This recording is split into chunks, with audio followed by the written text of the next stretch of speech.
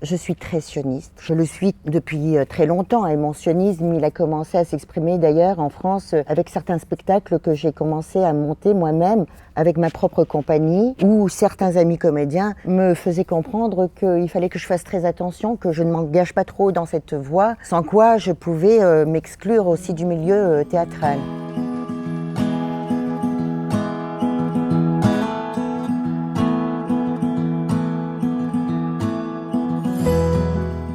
Shirley Marek, bonjour. Bonjour Cathy. Grâce à toi, on est dans ce théâtre magnifique du Kikara Musica où tu vas mettre en scène un très beau spectacle au mois de septembre. Tu es metteuse en scène, on peut dire ça comme ça, comédienne depuis 30 ans. On sait combien c'est pas évident de changer de pays et de venir en Israël, d'apprendre l'hébreu. Comment tu as le courage de le faire? J'ai de la famille ici, j'ai une fille, des petites filles, un gendre délicieux et 2 sœurs qui sont ici. Ça, c'est le pshat. C'était l'évidence. Alors moi qui crois en Dieu, mais pas de manière touristique, je pense, j'ai un caractère des fois un peu volontaire, qui n'est pas forcément une bonne chose. C'est bien, mais ce n'est pas toujours bien. Parce que ça donne un petit peu trop, comme ça, une envie d'ouvrir les portes, coûte que coûte. Alors quoi, c'était parce que tu es arrivée au bout d'une route en France? Alors je ne savais pas justement, j'étais encore en France et je ne savais pas que j'étais encore arrivée au bout d'un cycle, d'une route. Je ne le savais pas et surtout je ne voulais pas l'entendre, je ne voulais pas le comprendre. Alors que j'avais travaillé pendant des très longues années dans le théâtre et merci mon Dieu. Sans arrêt? Sans arrêt. Sans chercher même. Et sans jamais chercher. Le théâtre est toujours venu à moi. Vraiment, toujours. Et même, je dois dire qu'à un moment donné, il a fallu que je le repousse parce que il y avait un dégoût, il y avait une saturation, il y avait un épuisement physique et psychique. Et donc, je voulais plus en entendre parler. Et il y a eu un changement de lieu de vie pour moi. Je suis revenue sur Grenoble. Je pense que j'avais dû prier un peu trop fort en disant « Mon Dieu, je ne veux plus du tout le théâtre, je n'en peux plus, ça m'épuise littéralement. » Il m'a entendue et donc pendant quelques temps à Grenoble, je me suis retrouvée sans retravailler dans le théâtre alors que j'avais compris que j'avais parlé trop vite. Donc sans Parnassa? Sans Parnassa, enfin une Parnassa qui était très instable, très difficile. Donc toutes les portes étaient fermées devant toi? Elles se sont toutes fermées les unes après les autres et c'était très étrange pour moi. C'était nouveau, c'était une situation nouvelle parce que pendant 30 ans, j'ai toujours connu le travail en abondance, mais vraiment. Et tu mettais en scène des pièces, tu jouais? J'ai joué, je mettais en scène, on venait me chercher pour donner des cours de théâtre, pour faire des séminaires, pour monter des ateliers auprès d'étudiants, d'enfants, enfin, des tournées au Maroc, en Italie, au Burkina Faso. Enfin, ça a été sans fin, comme ça a été sans fin. Et puis il y a eu une rupture après à mon retour de Grenoble. Et là, je pense que, comme je suis dans une situation financière difficile, je me dis, il faut que je retravaille. Et une porte se ferme, une deuxième, une troisième, une quatrième. Au début, je ne comprends pas. Je me dis, bon, c'est peut-être le hasard.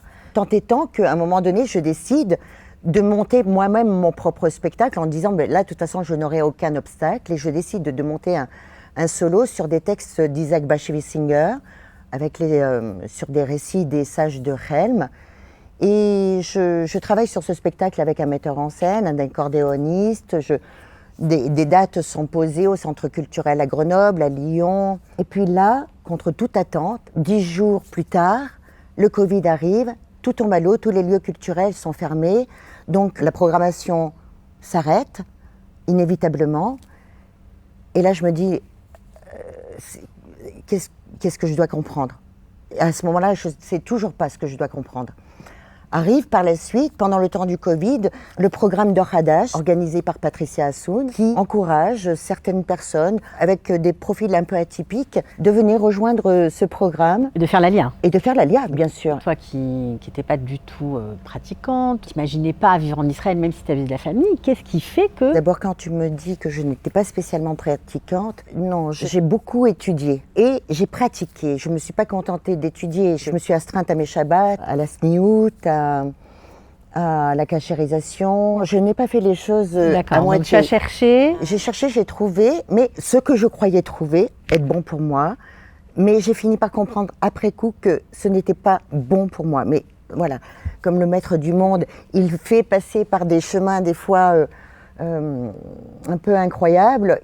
Et comme dit Rabbi Nachman de Breslev, ne demande pas ton chemin de peur de ne pas t'égarer. Alors cette phrase, je l'ai appliquée, je l'ai fait mienne, je me suis égarée et c'est ainsi que j'ai trouvé mon chemin. Alors, tu reçois ce programme d'Or Hadash, on te propose d'aller à Nof HaGalil, j'imagine que tu ne sais pas où ça se trouve. Je sais que c'est dans la Galilée. La Galilée me plaît, la Galilée me convient. La Galilée, c'est un espace entouré de verdure. J'ai besoin de la nature, c'est comme un médicament pour moi. C'est une ville où je sais pertinemment que je vais m'offrir une intégration comme je la souhaite, c'est-à-dire une intégration à l'israélienne. Je vais devoir retrousser mes manches, mais je n'ai pas peur de retrousser mes manches. Je me retrouve avec des Israéliens. Quels sont les critères qui t'ont dit que pour toi c'était possible dans ce qu'on te proposait comme programme? Alors, les critères, la Galilée, ça c'est très très important. Je suis très sioniste. Je le suis depuis très longtemps et mon sionisme, il a commencé à s'exprimer d'ailleurs en France avec certains spectacles que j'ai commencé à monter moi-même avec ma propre compagnie où certaines personnes certains amis comédiens me faisaient comprendre qu'il fallait que je fasse très attention, que je ne m'engage pas trop dans cette voie, sans quoi je pouvais m'exclure aussi du milieu théâtral. Pourquoi? Parce que être juif en France, c'est acceptable quand on est de gauche. Or, je ne suis pas de gauche, je suis très clairement sioniste. La terre sur laquelle je suis, ma terre, c'est ma terre et elle appartient au peuple juif. Ça ne fait pas l'ombre d'un doute pour moi. Et ce discours, il était inaudible. Pour les amis comédiens, les amis metteurs en scène, il était inaudible. Et à plus forte raison avec les diffuseurs de mes spectacles, les programmateurs. C'était inaudible. Donc on me conseillait de faire autre chose. On me disait, ce genre de spectacle, c'est un peu enfermant. Voilà, donc l'ALIA, elle était là. Tu as compris par toi-même que ta place, elle était très légitime. Oui, et puis je me disais que si j'acceptais cette posture de me soumettre à la pensée dominante, on va dire, je devenais automatiquement complice de cette pensée. Et complice et victime.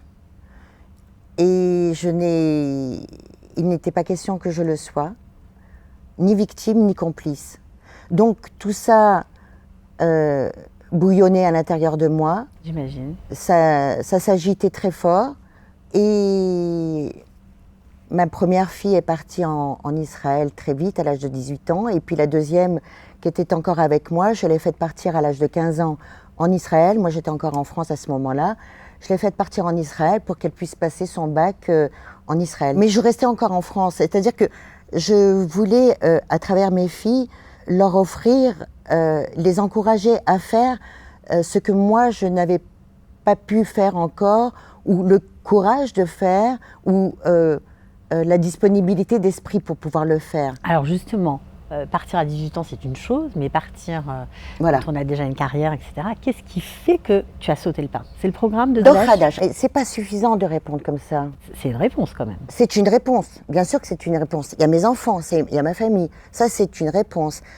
D'Or Hadash, c'est une deuxième réponse. Maintenant, il y a un troisième niveau de réponse, j'ai envie de te dire. J'ai beaucoup travaillé pendant de longues années sur le travail sur le clown du théâtre. Le clown du théâtre, si je peux en parler très rapidement, ce n'est pas un rôle, c'est pas un personnage, le clown du théâtre. Le clown du théâtre, c'est un état. Et j'ai longtemps travaillé et essayé de comprendre ce que c'était cet état, l'état du clown. L'état du clown a cherché à être dans le neutre, dans la disponibilité, dans la totale disponibilité. Dans cette disponibilité du clown, il fait le silence en lui et il est réceptif et il reçoit. Donc tu étais dans un état de réception avancé quand ce programme Absolument. est arrivé. C'est-à-dire que j'étais dans une parfaite disponibilité, dans une adaptabilité de mon environnement et de tout ce que j'appréhendais autour de moi, même mes difficultés, je les appréhendais comme je les accueillais. Alors après 14 mois, puisque tu es là depuis 14 mois, comment a été pour toi cette expérience dans ce groupe à Nof HaGalil, dans une région quand même, c'est pas toujours évident, la Galilée, parce que c'est vrai qu'il y a des Juifs qui vivent en Galilée, mais il y a aussi beaucoup d'Arabes. Donc c'est pas évident quand on fait l'Alia d'être confronté à cette réalité qu'on méconnaît en France. Comment tu l'as vécu? Comment tu as recommencé à travailler ici? Alors Nof à Galil, c'est une ville où il y a beaucoup de communautés qui se rencontrent, qui se croisent, comme des Juifs qui viennent de Russie, comme des Ukrainiens, comme des Bnei Menaché. Je pense qu'on doit rester 3 Français. Voilà, je dois faire partie des 3 Français qui restent à Nof à Galil.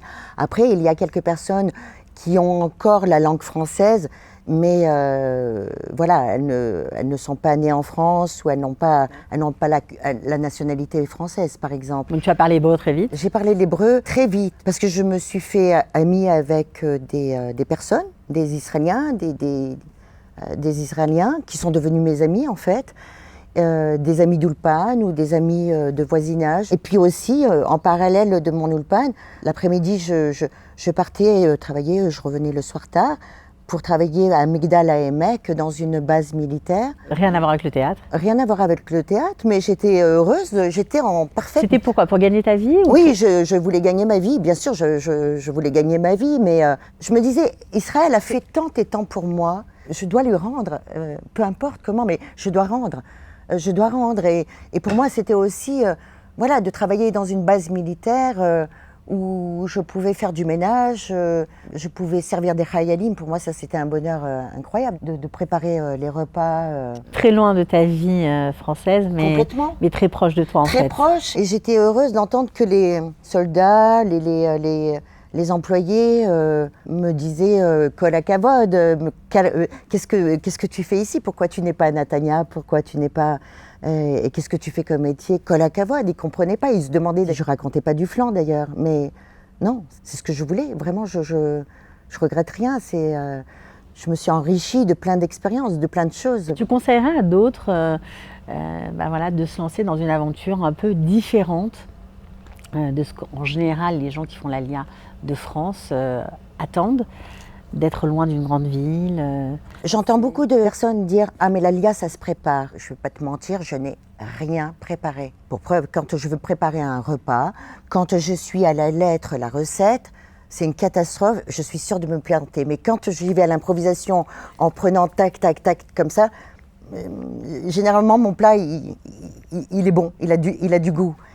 Donc je n'ai rien préparé. Mais mon expérience n'est pas celle de tout le monde. Enfin, je ne peux pas la conseiller à tout le monde parce que c'est peut-être parce que c'est le théâtre qui m'a formée à être dans cet état d'esprit, à être dans cette, voilà, dans cette souplesse peut-être. Ceci dit, j'ai envie de dire que quand on vient en Israël, il faut être là, il faut venir avec ce que je crois être bon pour moi. Mais ce qui est bon pour moi, c'est aussi ce qui m'arrive de manière inopinée. Et comment je le transforme? Et comment qu'est-ce que j'en fais? Il faut être ouvert, quoi. Il faut être ouvert. Et c'est pas une histoire d'âge, parce que je suis pas venue à 20 ans. Il faut aimer la terre d'Israël. Il faut pas la juger, ni ses habitants d'ailleurs. Ça veut pas dire qu'il faut subir. Est-ce que tu as trouvé ta place aujourd'hui? Parce que tu en parles avec beaucoup d'enthousiasme, est-ce que tu te sens bien ici? Cathy, je vais te dire une chose. Je suis arrivée le jour même à Nof à Galil. J'avais déjà oublié tout mon passé. J'avais tout oublié déjà. Et j'avais le sentiment que j'étais là depuis toujours. Et que ça faisait depuis longtemps que cette terre m'attendait en vérité. Voilà, cette terre m'attendait depuis longtemps. Est-ce que ça t'a redonné goût à ce que tu sais faire le mieux, mettre en scène des spectacles, jouer? Je n'ai jamais eu autant envie qu'aujourd'hui, alors que j'ai eu un burn-out par rapport au théâtre. Je n'en pouvais plus d'avoir trop travaillé. J'ai l'impression d'être un enfant qui redécouvre le bonheur de mon métier. Et je dois dire que je ne veux pas être ingrate parce que c'est la stricte vérité. Je fais une mise en scène avec 2 comédiens qui sont délicieux. Je sais très bien, me connaissant, je n'aurais pas accepté non plus cette mise en scène si je n'avais pas trouvé en face de moi des comédiens, Sophie Attal et David Cohen, attachants, passionnés de théâtre, avec une force de travail extraordinaire. Et je me suis dit, bingo, je pars avec eux parce que voilà, c'est pas que la pièce. La pièce me plaît, oui, la pièce me plaît, mais il y a toute l'équipe aussi. Et ça, c'est indissociable. Donc une pièce écrite par Mathieu Delaporte et Alexandre de la Patelière, Voilà. par le bout du nez. Cette pièce a été jouée en France. Elle a remporté un très joli succès. Ce projet m'arrive, je lis la pièce. Je suis un metteur en scène qui ne va jamais lire les didascalies, ça ne m'intéresse jamais du tout. Je ne veux pas regarder. Tu veux pas être influencée? Non, je veux pas être influencée. Je veux suivre mon intuition, ma ligne de conduite et voilà. Tu faisais quoi à ce moment-là quand ça t'est arrivé ce projet? J'étais en train de concevoir avec Patricia Assoun le fait de créer un centre culturel sur Neuf à Galil. Donc là, il y avait tout un tas de rendez-vous entre l'Institut français, le consul de Haïfa, des dossiers. Il y avait tout un tas de choses sur lequel je travaillais. Donc je lis la pièce, elle est très intéressante. Pourquoi ? Parce que elle met en scène un binôme, un couple. C'est un peu dans cette pièce, c'est un peu le couple du clown blanc et de l'Auguste. C'est drôle ? C'est très drôle, mais ce n'est pas que drôle. Mais c'est très drôle, vraiment, parce que d'abord il y a une écriture très dentelée, très fine. Elle est presque écrite comme un vaudeville à la Feydeau ou à la Biche. Il y a une mécanique du rire dans cette pièce. Elle est écrite un peu comme une partition musicale. Et je leur disais tout le temps ça d'ailleurs aux comédiens. Elle s'entend avec le mouvement, avec le rythme, énormément le rythme. L'histoire en 2 mots, c'est une psychiatre qui reçoit un patient, mais un patient atypique, puisque ce n'est ni plus ni moins que le président de la République qui vient d'être nommé et qui doit faire son discours d'investiture. C'est très très embêtant pour lui. Chaque fois qu'il veut préparer son discours, il lui arrive un souci et là c'est la panique pour lui et on lui recommande un très bon psychiatre. Ce sera quand les représentations? Alors le 6 septembre à Netanya, le 8 septembre à Jérusalem, dans ce très très beau théâtre. Le 11 septembre au théâtre Suzanne Delal à Tel Aviv.